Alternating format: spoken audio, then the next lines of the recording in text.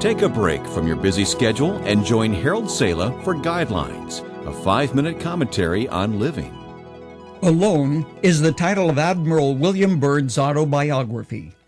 It is the story of his life as this celebrated explorer told about his experience in a little hut in the Antarctic near the South Pole.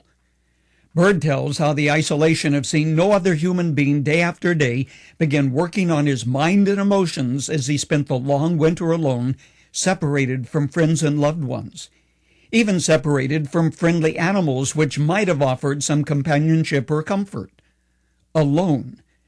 None would deny it, but a person doesn't have to spend a long Arctic night in a little hut near the South Pole to know what it is to experience feelings of isolation and loneliness. I'm thinking of the young mother of 4 who wrote telling how they had moved from one city to another when her husband was promised a new job. She was 8 months pregnant at the time.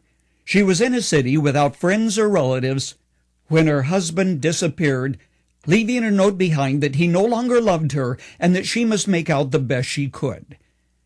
Could any person ever feel more alone and dejected than this woman?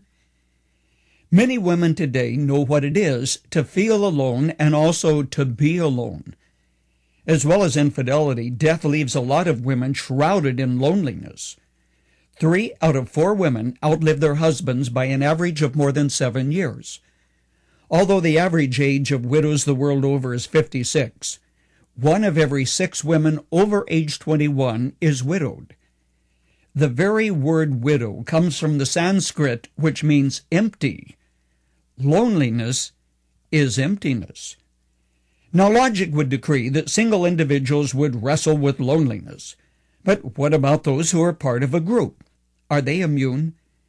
Today there's another group battling the isolation and depression of loneliness. A group which seemingly should not be there, nonetheless it is. It is the vast number of young men and women between the ages of 15 and 24. They feel separated and estranged from their families and society in general.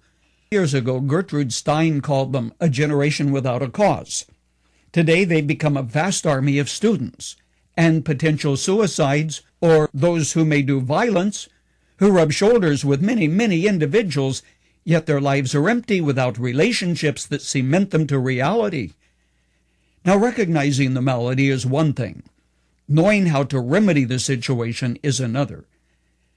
My qualified optimism does not stem from an unbridled faith in wishful thinking, but rather the certainty that to be alone does not necessarily mean you have to be lonely. It is during periods of loneliness that our faith is challenged. It is also when you can discover the guiding hand of God and learn that Christ's presence is a reality, not simply a facet of theology. Is God real? Can I actually experience the presence of Christ in such a way that I have fellowship with Him? Can I experience that Christ is not just a historical reality? He is a friend who will stay closer than a brother. If the answer is positive, then to be alone does not have to be synonymous with loneliness. Friend, because God's words are true when He said, "I will never leave thee nor forsake thee," I can be assured of Christ's companionship in a spiritual, yet a very real sense. Matthew records the words of Jesus spoken immediately before He returned to heaven as He said, "Lo, I am with you always, even to the end of the world."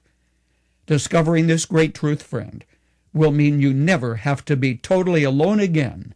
Never.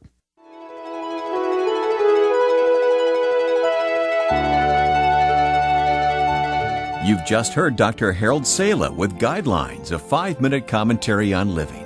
If you would like to listen to the program again, download a copy, subscribe to our e-commentary, or view other resources, visit guidelines.org. We would like to hear from you, too.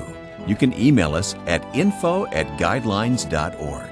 That's info@guidelines.org. Thanks for listening, and we invite you to join us again for the next edition of Guidelines.